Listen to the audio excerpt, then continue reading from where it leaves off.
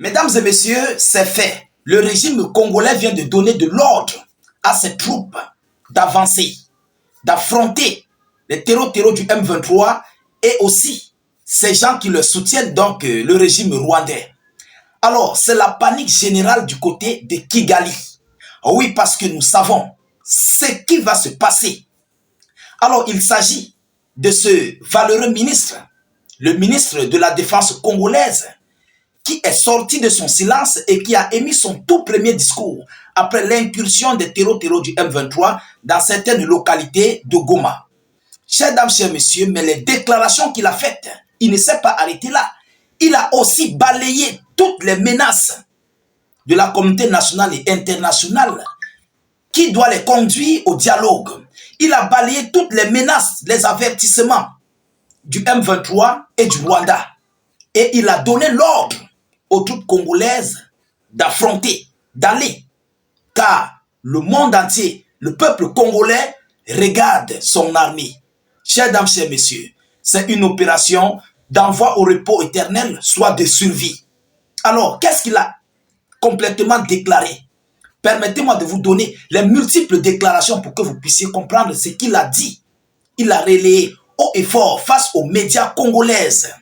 Chers dames, chers messieurs, c'est officiel. Alors, avant de continuer, je vous prie de partager massivement la vidéoconférence. Il faut que le monde entier, les Congolais de la diaspora partout à travers le monde, suivent cette vidéo et comprennent que le Congo est passé à l'acte. Oui, c'est de ça qu'il s'agit. Désormais, le Congo passe directement à l'acte. Alors, mettez beaucoup de j'aime pour sécuriser la vidéo en question. Suffisamment de j'aime. Mettez beaucoup de j'aime. N'oubliez pas que nous sommes attaqués par les médias internationaux, les médias rwandaises. Les médias rwandais et leurs minorités qui passent le temps à signaler nos vidéoconférences. Donc, mettez suffisamment de j'aime. Mettez beaucoup de j'aime. Vous savez que le Rwanda subventionne plusieurs médias qui nous combattent. Nous qui relayons les informations vraies. Vous comprenez? Alors, chers dames, chers messieurs, abonnez-vous à nos différents canaux si vous êtes nouveau sur la page pour ne plus rater les prochaines actualités. Parce que c'est maintenant que ça commence. Maintenant que ça commence, chers dames, chers messieurs. Qu'est-ce qu'ils ont dit? Alors, il dit, je cite, « J'ai ordonné que tous les plans et instructions concernant un prétendu dialogue avec les terreaux du M23 soient complètement envoyés en fumée et immédiatement. » Et immédiatement, donc il n'y a pas de dialogue avec qui que ce soit. Ils ne veulent rien comprendre. Les Congolais ne veulent rien entendre. Les Congolais sont agressés chez eux. Donc il faut agir. Selon le ministre de la Défense congolaise, il s'appelle Monsieur Guy Kambobo Wadjamvita. Guy Kambobo Wadjamvita. C'est comme ça qu'il s'appelle. C'est lui que vous voyez en image. Vous comprenez? Alors, qu'est-ce qu'il dit, ce monsieur? Selon les informations officielles. Pour sa première prise de parole depuis la perte de la ville de Goma. Par la perte, vous savez, ces gens ont tous toujours ces termes. Goma est toujours là. Une partie, il contrôle l'autre partie, il y a les forces armées congolaises.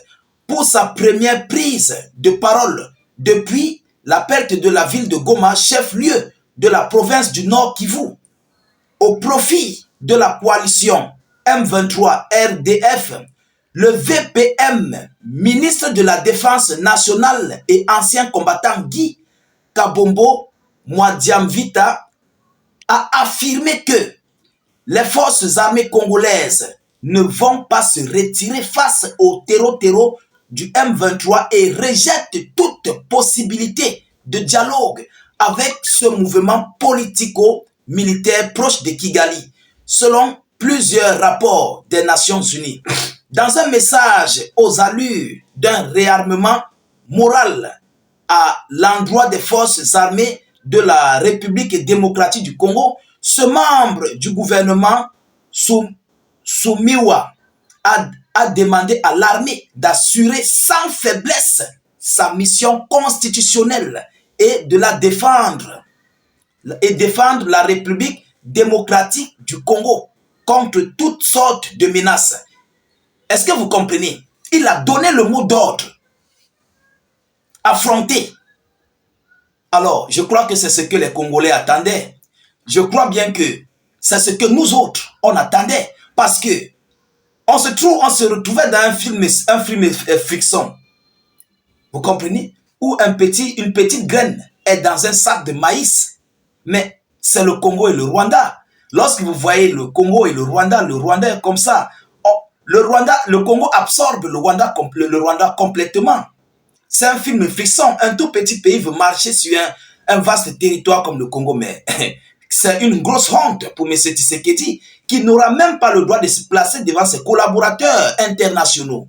Ah oui, avec cette honte. Parce qu'il ne pourra pas parler à qui que ce soit. Vous comprenez? Il ne pèse pas en fait. Mesdames et messieurs, voilà les paroles du ministre de la Défense. Écoutez ce qu'il dit. Dans la situation actuelle, la crédibilité de notre armée est essentielle. C'est pourquoi vous devez assurer sans faiblesse votre mission constitutionnelle. Défendre les frontières de la RDC contre toutes les menaces d'où qu'elles viennent. Vous devez donc faire face aux menaces qui se présenteront dans tout le monde, dans tous les domaines de conflictualité. Chacun d'entre vous doit se sentir concerné par cette mission. Ici, nous resterons debout et nous nous battrons. Il n'y aura pas d'autre retrait. J'ai ordonné que tous les plans et instructions concernant un prétendu dialogue avec les terreaux du M23 supplétifs de l'armée rwandaise soient complètement anéantis et ce immédiatement. Nous allons rester ici au Congo et nous allons nous battre. Si nous ne pouvons pas rester vivants ici, alors restons ici au repos éternel, a déclaré ce jeudi 30 janvier 2025 le ministre de la Défense nationale, ancien combattant. Alors, il ne s'est pas arrêté là. Mesdames et messieurs, c'est très lourd.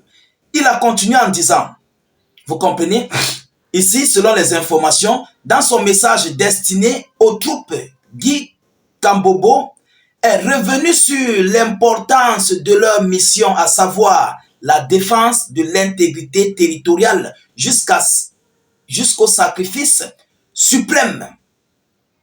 Jusqu'au sacrifice suprême, sans pour autant trahir la nation. Il dit, je cite, « Vous êtes sur le point de vous embarquer dans la grande croisade vers laquelle nous avons lutté pendant de nombreuses années. Les yeux du monde entier sont braqués sur nous. Les espoirs et les prières des personnes éprises de liberté partout dans le monde entier sont braqués sur vous, a interpellé le ministre de la Défense. Il ne s'est pas arrêté là. Il a encore parlé par rapport aux forces armées de la République démocratique du Congo et ses alliés. Donc, le Congo a envoyé aussi un message à ses alliés qui leur soutiennent, tels que l'Afrique du Sud. Vous comprenez? Alors, selon ça, qu'est-ce qu'il dit? En compagnie de nos courageux alliés et frères d'armes sur d'autres fronts, vous parviendrez à la destruction de la machine de guerre rwandaise, à l'élimination de la tyrannie rwandaise sur les peuples opprimés d'Afrique et à la sécurité pour nous-mêmes dans un monde libre. Nous irons au combat à notre manière et nous serons accompagnés par l'esprit de millions de nos martyrs, de nos ancêtres malmenés. Ils ont mis un terme mais que j'ai remplacé. De nos ancêtres malmenés et envoyés au repos éternel vif pour leur patriotisme. De nos pères envoyés au repos éternel et nos mères, nos sœurs ainsi que nos filles. Voilà, il a parlé des mots que je vais remplacer. Et nos filles, voilà, malmenées, on peut le dire ainsi. Et il y a des termes compliqués, hein. Voilà, de nos frères mutilés et de nos enfants, voilà, vous avez compris. a indiqué le ministre de la Défense, parce qu'il y a certains mots que l'algorithme risquerait de nous cibler, sont des mots violents, vous comprenez, qui vont à la sensibilité. Voilà, mais ce sont des mots, en fait, que des terreaux du M23 font subir au peuple congolais pour les envoyer au repos éternel. Vous comprenez? Voilà. Et il a continué en disant, et dans cette bataille, nous briserons l'ennemi et apporterons le salut à notre peuple éprouvé dans la fournaise de la persécution, assoiffé seulement de liberté, de droiture et de justice. La voie que nous avons choisie pour le présent est pleine de dangers. La voie que nous avons choisie pour le présent est pleine de dangers. Cela veut dire quoi? Le mot d'ordre a été donné, c'est le mot d'ordre qui se donne. Il passe un message aux troupes congolaises et aussi à la nation tout entière. C'est le ministre de la Défense. Il doit le faire. Pourquoi? Parce que tous les militaires du nord au sud, de l'est à l'ouest du Congo doivent comprendre, écouter le message du mot d'ordre pour ne pas avoir de doutes dans leurs différents bataillons de commandement. Donc, il a le plein droit d'envoyer un message. Vous comprenez? Alors, comme tous les chemins le sont, mais c'est celle qui est la plus conforme à notre caractère et à notre courage en tant que nation et à nos engagements dans le monde. Le coût de la liberté est toujours élevé, mais les Congolais l'ont toujours payé, selon les informations, selon ces déclarations qu'il vient de mettre. Alors, chers dames, chers messieurs, c'est un communiqué, ça c'est un communiqué très historique. C'est un communiqué en fait qui montre soit le repos éternel définitif des soldats congolais et du Congo, soit la survie du Congo et des soldats congolais et du peuple congolais. Donc ça c'est un communiqué décisif, un communiqué patriotique, un communiqué qui appelle et qui donne le mot d'ordre aux soldats congolais, à tous les Congolais d'affronter l'adversaire. Alors, chers dames, chers messieurs, je crois que c'est une mauvaise nouvelle pour le Rwanda, parce que nous savons le chiffre des soldats congolais actifs. Nous savons le chiffre des soldats congolais de réserve qui est 31 000. Nous connaissons leurs armements, leurs chars, leurs blindés, leurs navires de combat, tout ce qu'ils possèdent. Alors, tout cela va entrer donc sur la danse, dans la danse. Et je crois que c'est un mauvais signal pour Monsieur Paul Kagame. Pourquoi? Parce qu'avec des missiles, ou bien avec, comment dirais-je, ou bien avec des drones, super drones de ses alliés, venant des pays de ses alliés, comme le Mila Martelé, je crois que Kigali serait touché depuis 150 km. Oui, ça c'est sûr. Alors, mesdames, mesdemoiselles et messieurs, nous continuons de suivre cette actualité le plus près que possible. Nous ne manquerons pas de vous tenir informés de la suite de ces hostilités. Continuez de partager la vidéoconférence au maximum. Mettez-la partout à travers le monde.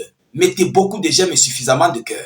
Je vous reviens tout à l'heure pour une prochaine série d'actualités. Soyez encore salués une fois de plus. Ciao, ciao.